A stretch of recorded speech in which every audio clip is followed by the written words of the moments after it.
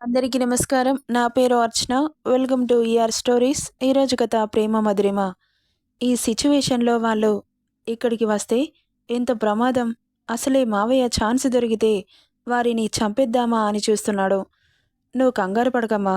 అంతా నేను చూసుకుంటాను. నా కోడలి మీద ఈగ కూడా వాలనివ్వను." "ఏమో తాతయ్య, నాకు భయంగా ఉంది. మరి మీ అత్త ఆరోగ్యం బాగవ్వాలి అంటే పెద్ద హాస్పిటల్‌లో చూపించక తప్పదు" అన్నాడు. కానీ ఆమెకు మాత్రం టెన్షన్ మొదలైంది. అన్నయ్య వచ్చాడు అంటే నన్ను వెతుక్కుంటూ ఖచ్చితంగా వస్తాడు. వాడిని ఎలా ఆపాలి?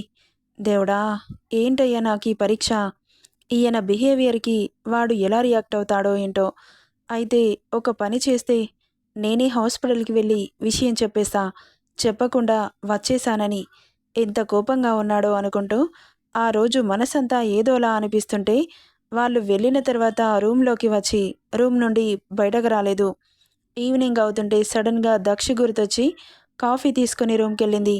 కంగారుగా మార్నింగ్ నుండి పట్టించుకోవడం లేదని ఎంత అరుస్తాడో అని భయపడుకుంటూనే పడుకొని కాల్ మాట్లాడుతూ కనిపించాడు. రెస్ట్ ఇవ్వాలనుకున్నాడేమో. బావా అనింది. అంతా కాల్ మాట్లాడుతున్నా గాని ఆమె పిలుపు అతని చెవికి చేరింది. గబుక్కున తల తిప్పి చూసి కోపంగా పళ్ళు బిగించి కాల్ యూ బ్యాక్ చెప్పి దక్షితని తల తిప్పి చూసి వాట్ అన్నాడు ఫేస్ చిట్లిస్తూ. అప్పటి వరకు బెడ్ దిగనివాడు ఒక్కో అడుగేస్తూ దగ్గరికొస్తుంటే ఆమె ఏమనిందో గుర్తు చేసుకొని అసహనంగా కళ్ళు మూసుకొని ఇప్పుడు బావకి ఎలా కవర్ చేయాలి అనుకుంటూ తల కొట్టుకుంటూ మళ్ళీ నార్మల్గా ఏం తెలియనట్లు నిలబడి చూస్తూ ఉంది. దగ్గరికి వచ్చి కమ్ అగైన్ అన్నాడు అనుమానంగా చూస్తూ. ఏంటి సార్? ఏమైంది? నేనేమన్నాను? సార్ కాఫీ అన్నాను. నిజంగా అలాగే అన్నావా? లేక ఇంకేదైనా పిలిచావా? ఇంకేదైనా నేనెందుకు పిలుస్తాను? సార్‌ని సార్ అనకపోతే ఇంకేం పిలుస్తారు? చెప్పండి అనింది చాలా నార్మల్‌గా. అతనికి కొంచెం కూడా డౌట్ రాకుండా. అయినా మీరెందుకు నడుచుకుంటూ వచ్చారు? మీకు రెస్ట్ కావాలి. అటూ ఇటూ తిరగకండి సార్. పదండి అని అతని నడుం పట్టుకొని తీసుకెళ్తుంటే ఆమె చేతిని విసిరికొట్టి డోంట్ టచ్ అన్నాడు. నోటి మీద చెయ్యి వేసుకొని ఏంటి? డోంట్ టచ్చా? మరి మార్నింగ్ చేసిన టచ్చులేంటో అని ఆశ్చర్యంగా చూస్తూ ఉంది. అతను మెల్లగా నడుచుకుంటూ వెళ్ళి బెడ్ మీద కూర్చుంటూ రమ్మన్నట్లు ఫింగర్ మూవ్ చేశాడు. దగ్గరికెళ్ళి చేతిలో ఉన్న కాఫీని అతని ముందుకు చాపింది. నాకిప్పుడు కాఫీ తాగాలని లేదు. జ్యూస్ తాగాలనుంది. అవునా? సరే సార్. అయితే తీసుకొస్తాను అంటూ వెనక్కి తిరగగానే ఆమె రెక్కపట్టి అతని ఒడిలోకి లాక్కొని ఆమె చేతిలో ఉన్న కాఫీని తీసుకొని ఆమె నోటి దగ్గర పెట్టాడు. గుడ్లు పెద్దవి చేసి షాక్ అయి చూస్తోంది. తాగమన్నట్లు గుడ్లు ఉరిమి చూస్తున్నాడు. పెదవుల దగ్గర ఉంచిన కాఫీని సిప్ చేస్తూ ఉంది. అతనేం చేస్తున్నాడో అర్థం కాకుండా అయోమయంగా చూస్తూ జ్యూస్ తీసుకురమ్మన్నాడు. తీసుకొస్తాను అని వెళ్తుంటే ఆమెను ఒడిలో కూర్చోబెట్టుకొని కాఫీ తాగిస్తున్నాడు. ఇంతకు ముందు టచ్ చేస్తేనేమో డోంట్ టచ్ అంటూ బెదిరించాడు. ఇన్ని వేరియేషన్స్ తట్టుకోలేక ఆమె బుర్ర గిర్రున తిరుగుతుంటే అదే బుర్ర పేలిపోయేలా పెదాలని అందుకున్నాడు. స్వీటుగా ఉన్న పెదాలకి కాఫీ నుండి వచ్చిన స్వీట్నెస్ యాడ్ అయి మరింత స్వీటుగా అనిపిస్తుంటే ఈసారి ఆమె పెదవుల్లోని మకరందాన్ని అమాంతం జుర్రుకోవడం మొదలుపెట్టాడు. అసలు ఆమె పెదాలని వదలాలి అని కూడా అనిపించట్లేదు. ఆమె పెదాల నుండి వచ్చే జ్యూస్‌ని మరింత లాక్కోవాలని వదిలితే ఎక్కడ మిస్ అవుతుందోనని ఆమె పెదవుల్లోని తేనెని అలా ఎంతసేపు జుర్రుకున్నాడో తెలీదు. ఆమెకు మాత్రం గట్టి షాకే తగిలింది. కానీ ఈసారి ముద్దు హార్డ్‌గా లేదు. చాలా స్మూత్‌గా ఉంది. ఆమె కూడా మెల్ట్ అవుతోంది అతని ముద్దుకి. అతని కుదుళ్ళు బిగించి సహకరిస్తుంటే ఆమె నడుం మీద వేళ్ళు అలా నాట్యమాడుతున్నాయి. అలా 5 నిమిషాలకి వదిలి, నేను జ్యూస్ అడిగినప్పుడల్లా ఇలాగే ఇవ్వాలి. ఇక పో అంటూ తోసేశాడు. ఇప్పటివరకు జలగలా పట్టుకొని అతని అవసరం తీరగానే దూరం తోసేయడంతో కోపంతో రోషంగా చూసింది. పాప చూపులు మాత్రం ఎందుకు పట్టించుకుంటాడు? ఐ వాంట్ శాండ్‌విచ్ అన్నాడు. కోపం ఇంకా పోనే పోలేదు. అతను అలా అడగ్గానే పళ్ళు నూరుతూ అక్కడి నుండి ముందుకు కదిలింది. మళ్ళీ ఏదో గుర్తొచ్చిన దానిలా సార్‌కి ఏ టైప్ ఆఫ్ శాండ్‌విచ్ కావాలి? తనకి నచ్చింది వచ్చింది చేస్తే ఈ మహానుభావుడు తింటాడా? అని sir A type of sandwich కావాలి? అని అడుగుతుంటే ఆమె మాటలు పట్టించుకోనట్లే సిగరెట్ వెలిగించాడు. సార్ మిమ్మల్నే అంటుంటే కేర్లెస్గా చూసి సిగార్ని నోట్లో పెట్టుకొని అంటించుకున్నాడు. తల కొట్టుకుంటూ, మీరేం తింటారు? నాకెలా తెలుస్తుంది సార్? నాకు నచ్చింది చేస్తే మీకు నచ్చదు కదా! నేనేం తింటానో ఇన్ని రోజులవుతుంది నీకు తెలీదా? అలా తెలీదు అంటే నువ్విక్కడికి వచ్చి ఏం చేస్తున్నావు? నేను నీకు ఎందుకు జీతం ఇస్తున్నాను? నువ్విక్కడ ఏం పీకడానికొచ్చావు?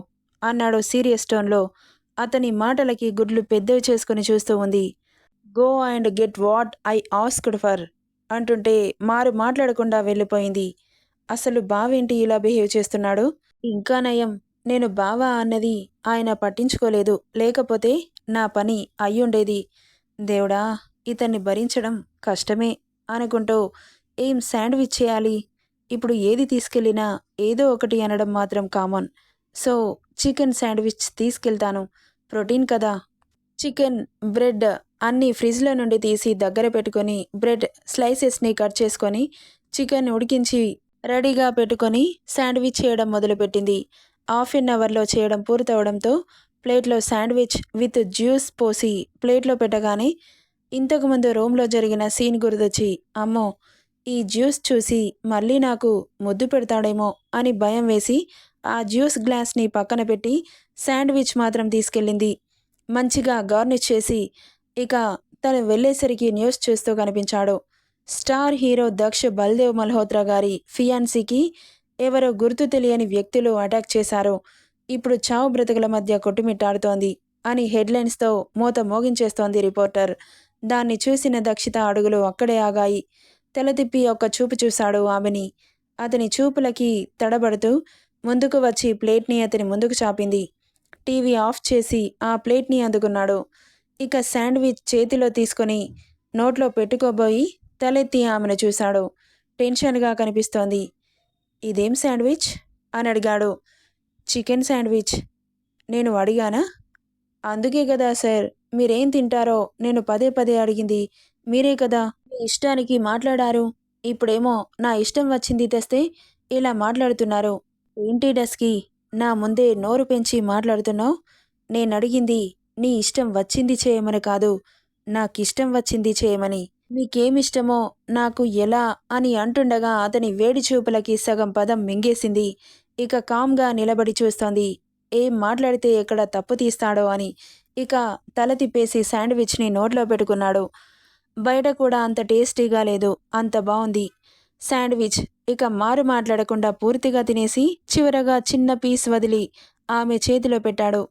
ఇక ఆ ప్లేట్‌ని అక్కడి నుండి తీసుకెళ్తుంటే చిటికేశాడు. వెనక్కి తిరిగి చూసింది. ఆ మిగిలింది ఎవడు తింటాడే? నీ తాత? అన్నాడు. ఆయన ఎంగిలి చేసింది నేను తినాలా? అన్నట్లుగా చూస్తూ ఉంది దక్షిత. ఏ? తినవా? అంత బలుపా? చెప్పానుగా యూ ఆర్ మై స్లేవ్ అని. సో ఈట్ అన్నాడు. అతని మాటకి కోపం రాలేదు. కనీసం బానిసగానైనా అతని దగ్గర స్థానం దొరికింది కదా అనిపించింది ఆమెకి. ఇక ప్లేట్లో ఉన్న శాండ్‌విచ్ పీస్ నోట్లో పెట్టుకుంది. ఆమె అలా తింటుంటే అతని పెదాలు వైడ్ అయ్యాయి. చెప్పేది ఒకలాగా ఉంటుంది. బిహేవియర్ ఇంకొకలాగా ఉంటోంది. ఏంటో బావ బిహేవియర్ వియర్డ్‌గా ఉంది అనుకుంటూ కిందకెళ్ళిపోయింది. కిందకి వెళ్ళగానే రూమ్‌లో ఉన్న ఆమె మొబైల్ ఒకటే పనిగా మోగుతోంది. ఎవరు అనుకుంటూ పరిగెత్తుకుంటూ రూమ్‌కి వెళ్ళి అన్నోన్ నెంబర్ అని ఉండడంతో కాల్ లిఫ్ట్ చేసి హలో అంది. హలో సిరి అనగానే అన్నయ్య అనింది నవ్వుతూ. నన్ను అలా పిలవకు. అదేంటన్నయ్య అలా అంటావు? మరింకేంటి? ఈ అన్నయ్య ఉన్నాడా పోయాడా గుర్తున్నామా? అసలేమనుకుంటున్నావురా? నువ్వెళ్ళి ఎన్ని రోజులవుతుందో తెలుసా? మనకి ఒకటి కావాలంటే ఒకటి వదులుకోవాలి కదా అన్నయ్య. అత్త బాధని చూడలేక వచ్చాను. అక్కడ ఎలా ఉన్నావు? బావగారు ఏమంటున్నారు? అతని మనసు మారిందా? అత్తని చూస్తానంటున్నాడా? అని అడుగుతుంటే వామ్మో! అన్నయ్య నువ్వెక్కువగా ఊహించుకోకు. బావకి అస్సలు నేనెవరో తెలీదు. ఎందుకు వచ్చానో తెలీదు. నా ప్లాన్స్ వేరే ఉన్నాయి. నువ్విక్కడికి రావాలని చూడకు. అత్తయ్యని హాస్పిటల్లో చూపించి తనని తీసుకొని వెళ్ళు. కనీసం హాస్పిటల్‌కి మమ్మల్ని చూడ్డానికి కూడా రావా? అన్నాడు. నువ్వెళ్ళి ఎన్ని రోజులవుతుందో తెలుసా? కనీసం నీ నెంబర్ కూడా నా దగ్గర లేదు. తాతయ్య కాల్ చేసి చెప్పారు. అసలేం చేద్దామనుకుంటున్నావు? అన్నయ్య కోప్పడకురా. సిరి బావ మారకపోతే సైలెంట్గా వచ్చేసేయ్. అంతేగాని మాకు దూరంగా అలా వెళ్ళిపోతే మేము ఎలా బ్రతుకుతామనుకుంటున్నావు? అన్నయ్య, నేను చెప్పేది వినరా? లేదు, నేను వినను. అత్తయ్యని ప్రేమగా చూసుకోవడానికి మనం ఉన్నాం కదా.